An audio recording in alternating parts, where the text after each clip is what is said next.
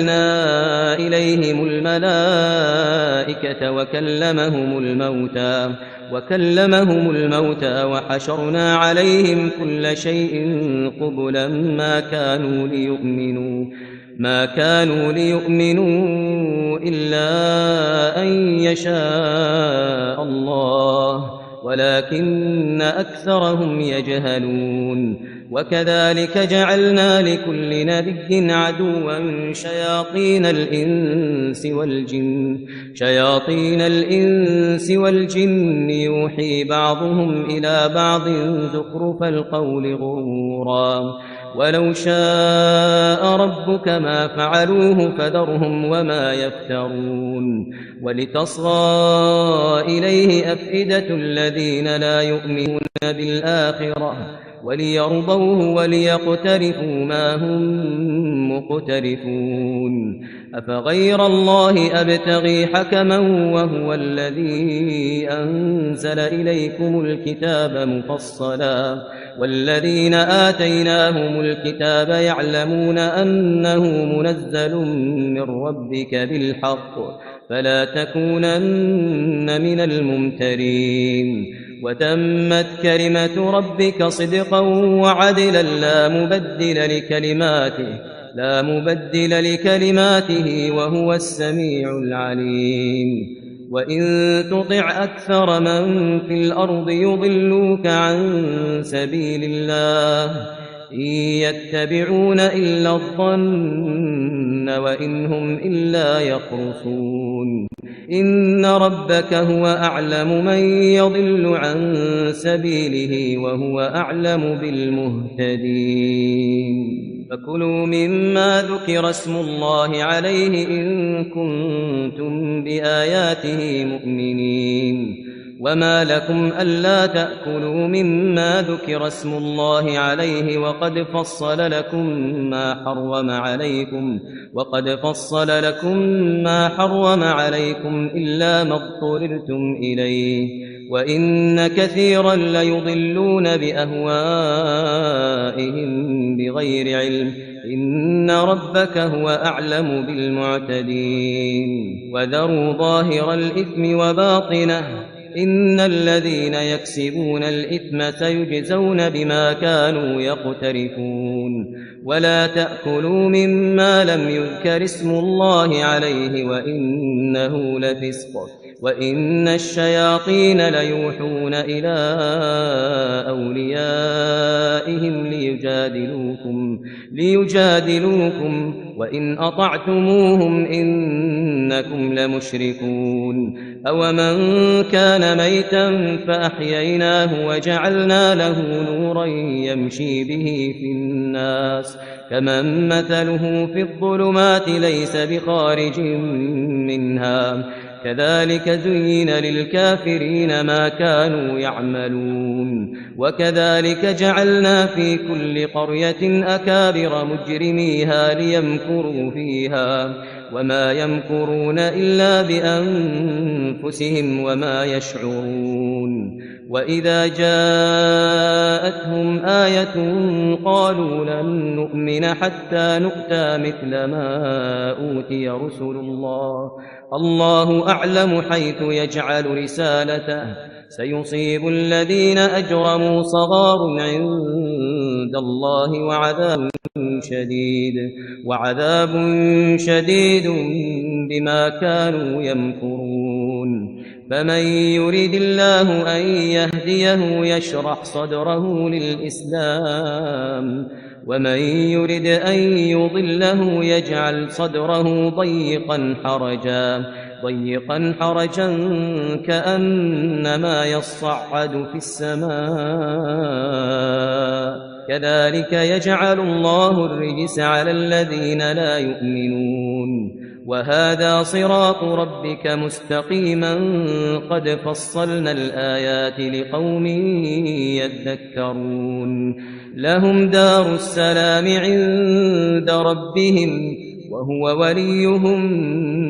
بما كانوا يعملون. ويوم يحشرهم جميعا يا معشر الجن قد استكثرتم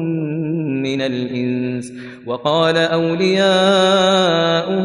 من الإنس ربنا استمتع بعضنا ببعض وبلغنا أجلنا الذي أجلت لنا قال النار مثواكم خالدين فيها إلا ما شاء الله إن ربك حكيم عليم وكذلك نولي بعض الظالمين بعضا بما كانوا يكسبون يا معشر الجن والإنس ألم يأتكم رسل منكم يقصون عليكم آياتي وينذرونكم لقاء يومكم هذا قالوا شهدنا على أنفسنا وغرتهم الحياة الدنيا وشهدوا على أنفسهم أنهم كانوا كافرين ذلك أن لم يكن ربك مهلك القرى بظلم وأهلها غافلون ولكل درجات مما عملوا وما ربك بغافل عما يعملون وربك الغني ذو الرحمة إن يشأ يذهبكم ويستخلف من بعدكم ما يشاء كما أنشأكم من ذرية قوم آخرين إنما توعدون لآت وما أنتم بمعجزين قل يا قوم اعملوا على مكانتكم إني عامل فسوف تعلمون من تكون له عاقبة الدار إنه لا يفلح الظالمون وجعلوا لله مما ذرأ من الحرث والأنعام نصيبا فقالوا هذا لله بزعمهم وهذا لشركائنا فما كان لشركائهم فلا يصل إلى الله وما كان لله فهو يصل إلى شركائهم ساء ما يحكمون وكذلك زين لكثير من المشركين قتل أولادهم شركاؤهم ليردوهم وليلبسوا عليهم دينهم ولو شاء الله ما فعلوه فذرهم وما يفترون وقالوا هذه أنعام وحرث حجر لا يطعمها إلا من نشاء بزعمهم وأنعام حرمت ظهورها وأنعام لا يذكرون اسم الله عليها افتراء عليه سيجزيهم بما كانوا يفترون وقالوا ما في بطون هذه الأنعام خالصة لذكورنا ومحرم على أزواجنا وإن يكن ميتة فهم فيه شركاء سيجزيهم وصفهم إنه حكيم عليم قد خسر الذين قتلوا أولادهم سفها بغير علم وحرموا ما رزقهم الله افتراء على الله قد ضلوا وما كانوا مهتدين وهو الذي أنشأ جنات معروشات وغير معروشات والنخل والزرع مختلفا أكله والزيتون والرمان متشابها وغير متشابه كلوا من ثمره إذا أثمر وآتوا حقه يوم حصاده ولا تسرفوا إنه لا يحب المسرفين ومن الأنعام حمولة وفرشا كلوا مما رزقكم الله ولا تتبعوا خطوات الشيطان إنه لكم عدو مبين 8 أزواج من الضأن 2 ومن المعز 2 قل الذكرين حرم أم الأنثيين أم حملت عليه أرحام الأنثيين نبئوني بعلم إن كنتم صادقين ومن الإبل 2 ومن البقر 2 قل الذكرين حرم أم الأنثيين أما اشتملت عليه أرحام الأنثيين أم كنتم شهداء إذ وصاكم الله بهذا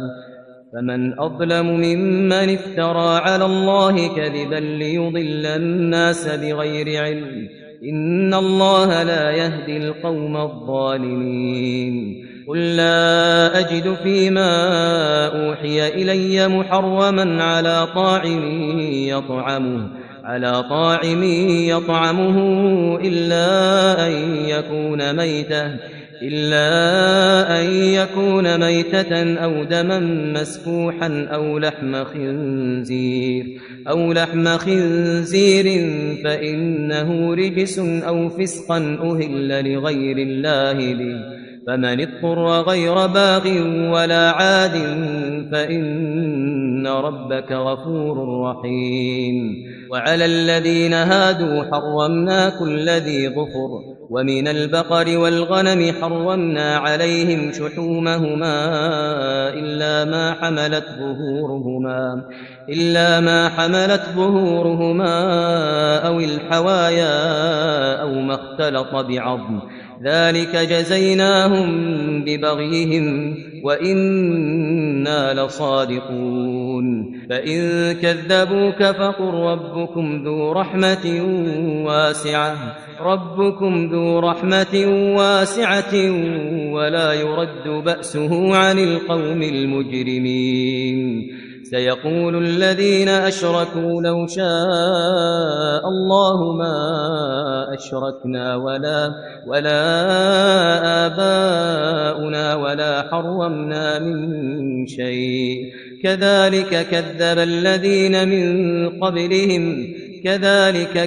الذين من قبلهم حتى ذاقوا بأسنا قل هل عندكم من علم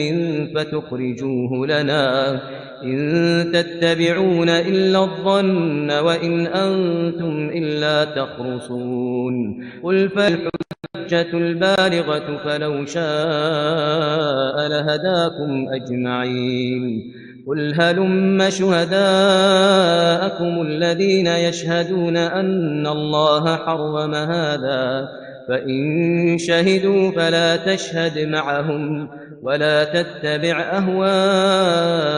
الذين كذبوا بآياتنا والذين لا يؤمنون بالآخرة وهم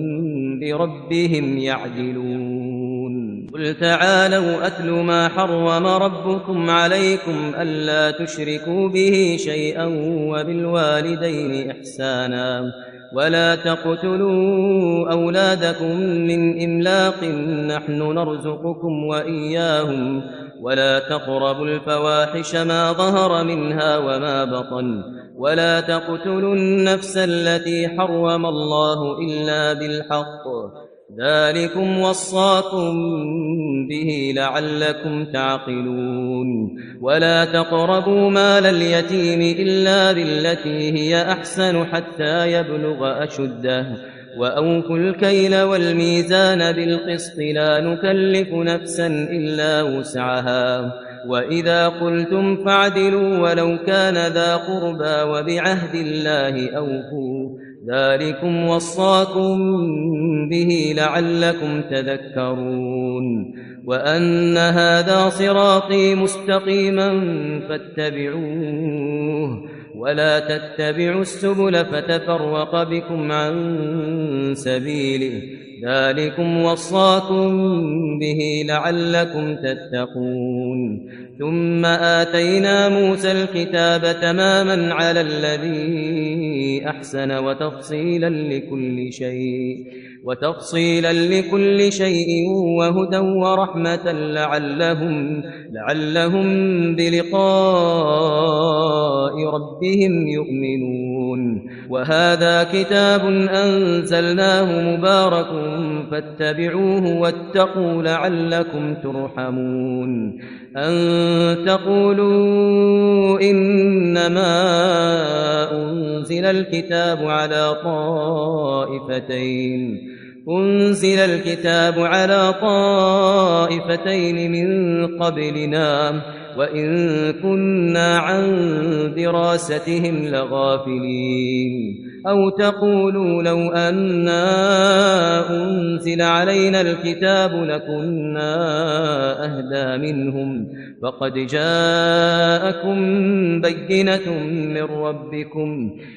جاءكم بينة من ربكم وهدى ورحمة فمن أظلم ممن كذب بآيات الله وصدف عنها سنجزي الذين يصدفون عن آياتنا سوء العذاب بما كانوا يصدفون هل ينظرون إلا أن تأتيهم الملائكة أو يأتي ربك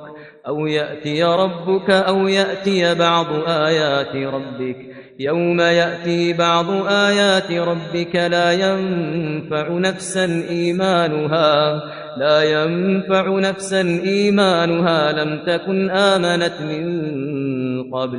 لم تكن آمنت من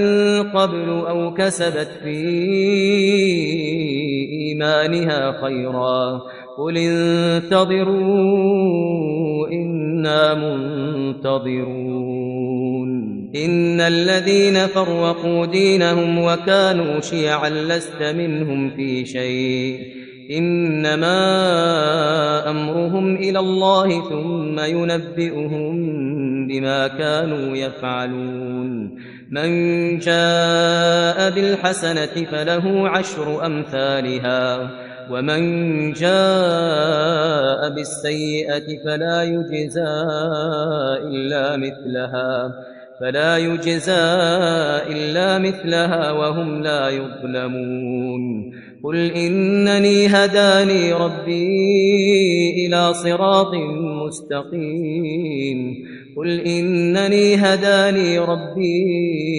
صراط مستقيم دينا قيما ملة إبراهيم حنيفا وما كان من المشركين قل إن صلاتي ونسكي ومحياي ومماتي لله رب العالمين لا شريك له وبذلك أمرت وأنا أول المسلمين قل أغير الله أبغي ربا وهو رب كل شيء ولا تكسب كل نفس إلا عليها ولا تزر وازرة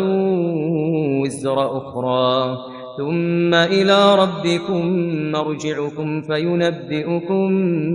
بما كنتم فيه تختلفون وهو الذي جعلكم خلائف الأرض ورفع بعضكم فوق بعض درجات ليبلوكم فيما آتاكم إن ربك سريع العقاب وإنه لغفور رحيم بسم الله الرحمن الرحيم ألف لام ميم صاد كتاب أنزل إليك فلا يكن في صدرك حرج منه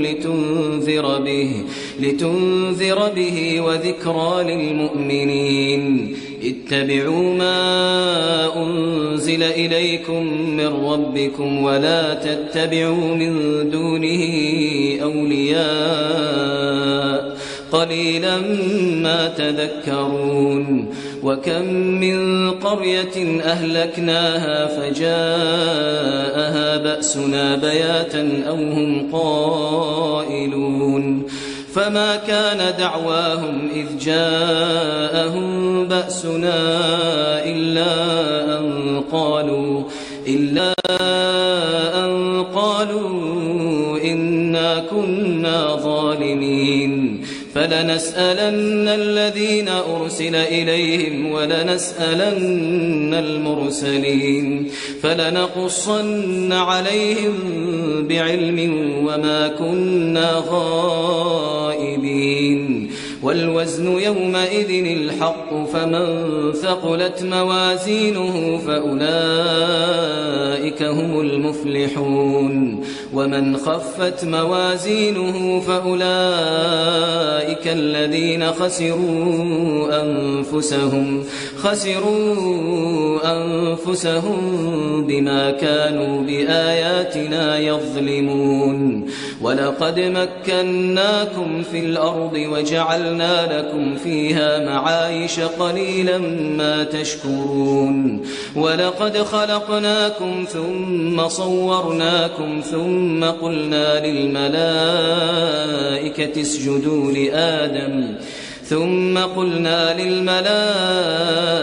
اسجدوا لآدم فسجدوا إلا إبليس لم يكن من الساجدين قال ما منعك ألا تسجد إذ أمرتك قال أنا خير منه خلقتني من نار وخلقته من طين قال فاهبط منها فما يكون لك أن تتكبر فيها فاخرج إنك من الصاغرين قال أنظرني إلى يوم يبعثون قال إنك من المنظرين قال فبما أغويتني لأقعدن لهم صراطك المستقيم ثم لآتينهم من بين أيديهم ومن خلفهم وعن أيمانهم وعن شمائلهم ولا تجد أكثرهم شاكرين قال اخرج منها مذءوما مدحورا لمن تبعك منهم لأملأن جهنم منكم أجمعين ويا آدم اسكن أنت وزوجك الجنة فكلا من حيث شئتما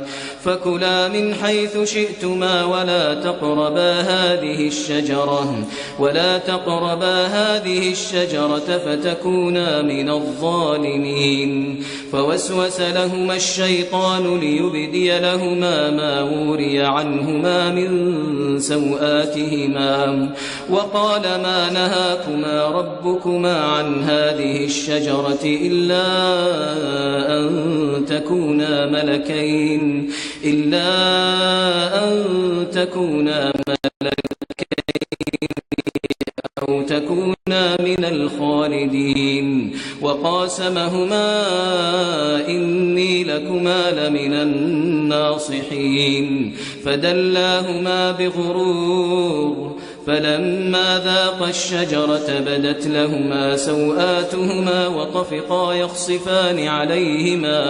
وطفقا يخصفان عليهما من ورق الجنة وناداهما ربهما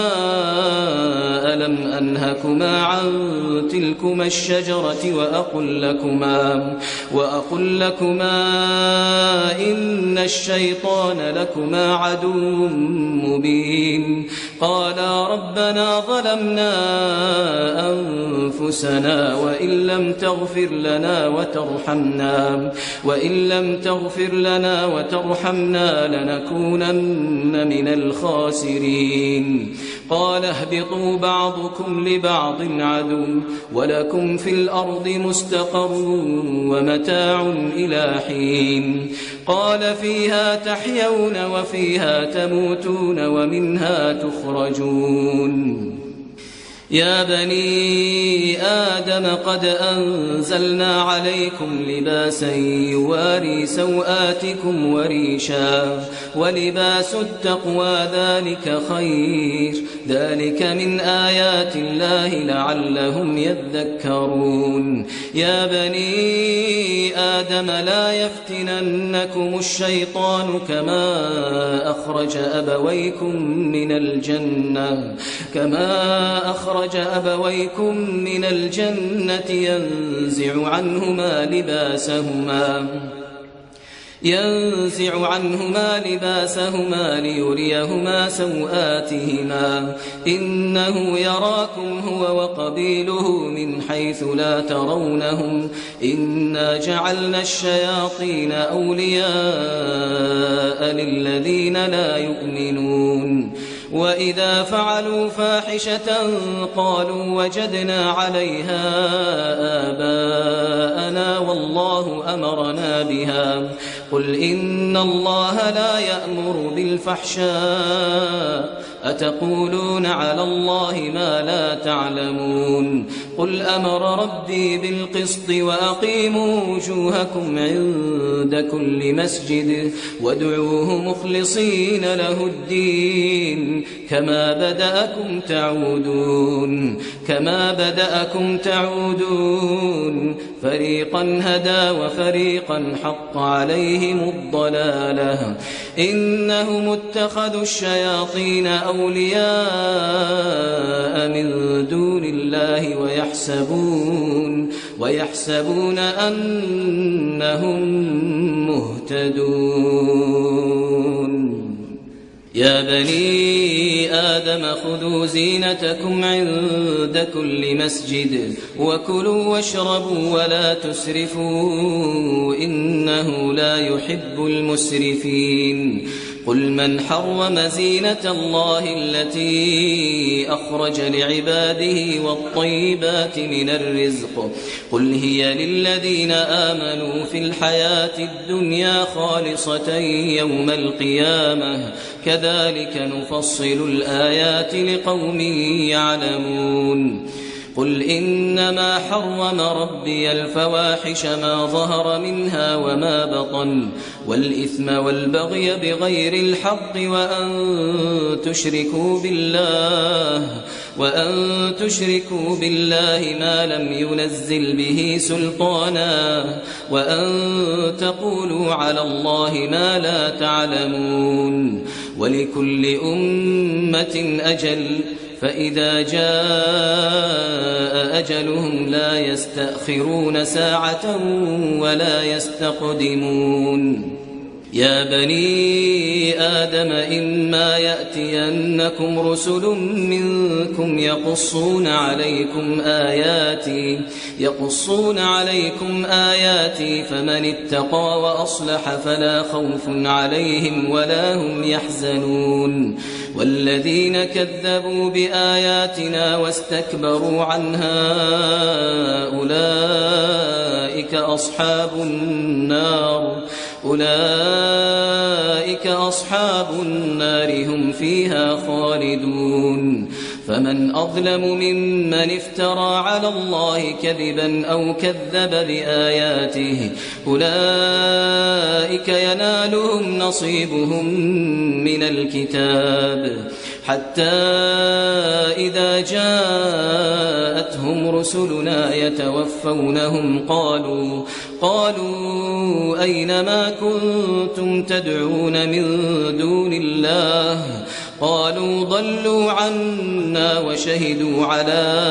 أنفسهم أنهم كانوا كافرين قال ادخلوا في قد خلت من قبلكم من الجن والإنس في النار كلما دخلت أمة لعنت أختها حتى إذا اداركوا فيها جميعا قالت أخراهم لأولاهم ربنا هؤلاء أضلونا فآتهم عذابا ضعفا من النار قال لكل ضعف ولكن لا تعلمون وقالت أولاهم لأخراهم فما كان لكم علينا من فضل فذوقوا العذاب بما كنتم تكسبون إن الذين كذبوا بآياتنا واستكبروا عنها لا تفتح لهم أبواب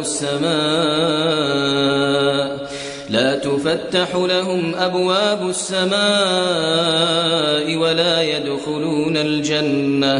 ولا يدخلون الجنة حتى يلج الجمل في سم الخياط وكذلك نجزي المجرمين لهم من جهنم مهاد ومن فوقهم غواش وكذلك نجزي الظالمين والذين آمنوا وعملوا الصالحات لا نكلف نفسا إلا وسعها أولئك أصحاب الجنة هم فيها خالدون ونزعنا ما في صدورهم من غل تجري من تحتهم الأنهار وقالوا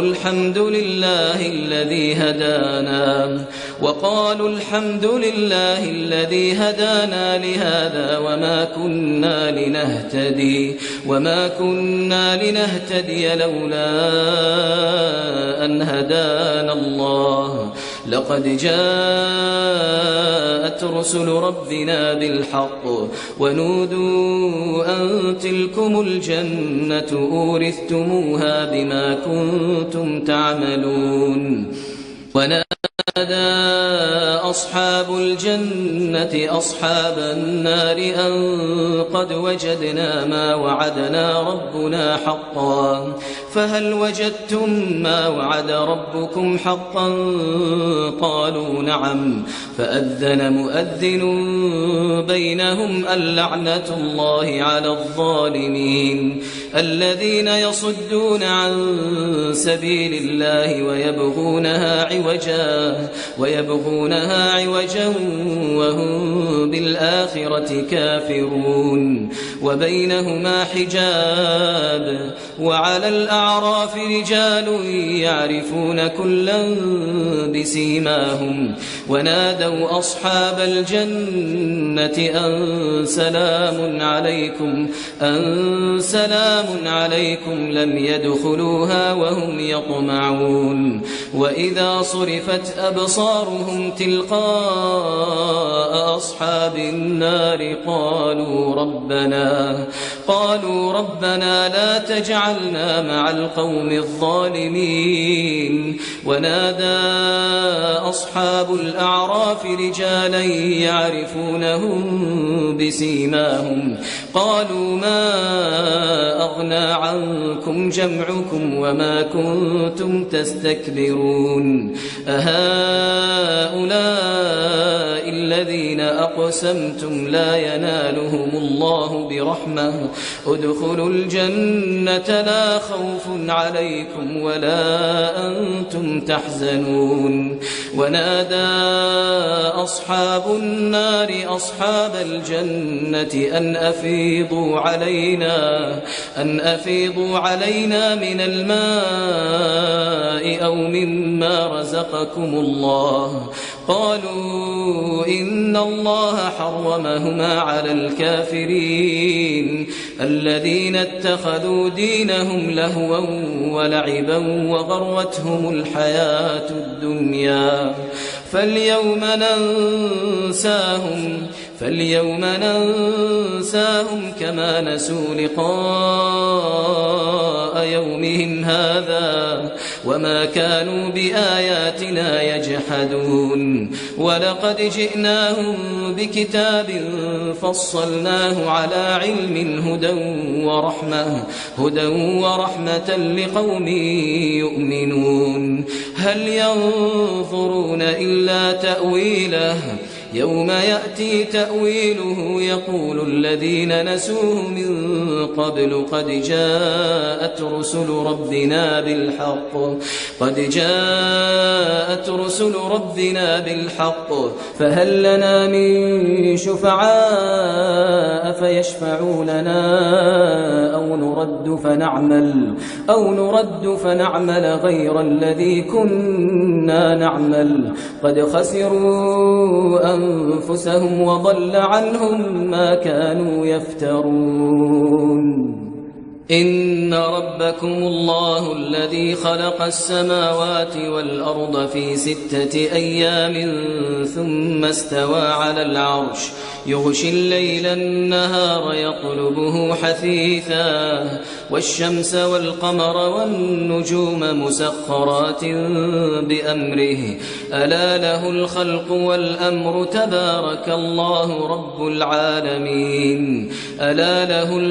والأمر تبارك الله رب العالمين ادعوا ربكم تضرعا وخفية إنه لا يحب المعتدين ولا تفسدوا في الأرض بعد إصلاحها وادعوه خوفا وطمعا إن رحمة الله قريب من المحسنين وهو الذي يرسل الرياح بشرا بين يدي رحمته حتى إذا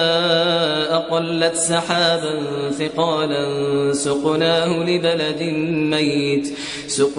لبلد ميت فأنزلنا به الماء فأخرجنا به من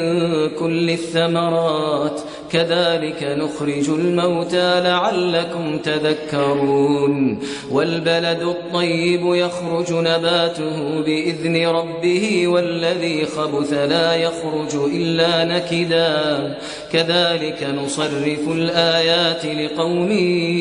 يشكرون لقد أرسلنا نوحا إلى قومه فقال يا قوم اعبدوا الله ما لكم من إله غيره إني أخاف عليكم عذاب يوم عظيم قال الملأ من قومه إنا لنراك في ضلال مبين قال يا قوم ليس بي ضلالة ولكني رسول من رب العالمين أبلغكم رسالات ربي وأنصح لكم وأعلم من الله ما لا تعلمون أوعجبتم أن جاءكم ذكر من ربكم على رجل منكم لينذركم ولتتقوا ولعلكم ترحمون فكذبوه فأنجيناه والذين معه في الفلك وأغرقنا الذين كذبوا بآياتنا إنهم كانوا قوما عمين وإلى عاد أخاهم هودا قال يا قوم اعبدوا الله ما لكم من إله غيره أفلا تتقون قال الملأ الذين كفروا من قومه إنا لنراك في سفاهة وإنا لنظنك من الكاذبين قال يا قوم ليس بي سفاهة ولكني رسول من رب العالمين أبلغكم رسالات ربي وأنا لكم ناصح أمين أوعجبتم أن جاءكم ذكر من ربكم على رجل منكم لينذركم واذكروا إذ جعلكم خلفاء من بعد قوم نوح وزادكم في الخلق بسطة فاذكروا آلاء الله لعلكم تفلحون قالوا أجئتنا لنعبد الله وحده ونذر ما كان يعبد آباؤنا فأتنا بما تعدنا إن كنت لمن الصادقين قال قد وقع عليكم من ربكم رجس وغضب أتجادلونني في أسماء سميتموها أنتم وآباؤكم ما نزل الله بها من سلطان فانتظروا إني معكم من المنتظرين فأنجيناه والذين معه برحمة منا وقطعنا دابر الذين كذبوا بآياتنا وما كانوا مؤمنين وإلى ثمود أخاهم صالحا قال يا قوم اعبدوا الله ما لكم من إله غيره قد جاءتكم بينة من ربكم هذه ناقة الله لكم آية فذروها تأكل في أرض الله ولا تمسوها بسوء فيأخذكم عذاب أليم واذكروا إذ جعلكم خلفاء من بعد عاد وبوأكم في الأرض تتخذون من سهولها قصورا وتنحتون الجبال بيوتا فاذكروا آلاء الله ولا تعثوا في الأرض مفسدين قال الملأ الذين استكبروا من قومه للذين استضعفوا لمن آمن منهم أتعلمون أن صالحا مرسل من ربه قالوا إنا بما أرسل به مؤمنون قال الذين استكبروا إنا بالذي آمنتم به كافرون فعقروا الناقة وعتوا عن أمر ربهم وقالوا يا صالح ائتنا بما تعدنا إن كنت من المرسلين فأخذتهم الرجفة فأصبحوا في دارهم جاثمين فتولى عنهم وقال يا قوم لقد أبلغتكم رسالة ربي ونصحت لكم ولكن لا تحبون الناصحين ولوطا إذ قال لقومه أتأتون الفاحشة ما سبقكم من أحد من العالمين إنكم لتأتون الرجال شهوة من دون النساء بل أنتم قوم مسرفون وما كان جواب قومه إلا أن قالوا أخرجوهم من قريتكم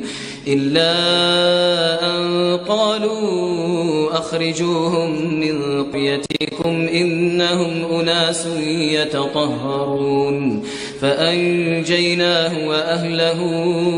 إلا امرأته كانت من الغابرين وأمطرنا عليهم مطرا فانظر كيف كان عاقبة المجرمين وإلى مدين أخاهم شعيبا قال يا قوم اعبدوا الله ما لكم من إله غيره قد جاءتكم بينة من ربكم فأوفوا الكيل والميزان ولا تبخسوا الناس أشياءهم ولا تفسدوا في الأرض بعد إصلاحها ذلكم خير لكم إن كنتم مؤمنين ولا تقعدوا بكل صراط توعدون وتصدون عن سبيل الله من آمن به وتبغونها عوجا واذكروا إذ كنتم قليلا فكثركم وانظروا كيف كان عاقبة المفسدين وإن كان طائفة منكم آمنوا بالذي أرسلت به وطائفة لم يؤمنوا فاصبروا حتى يحكم الله بيننا وهو خير الحاكمين.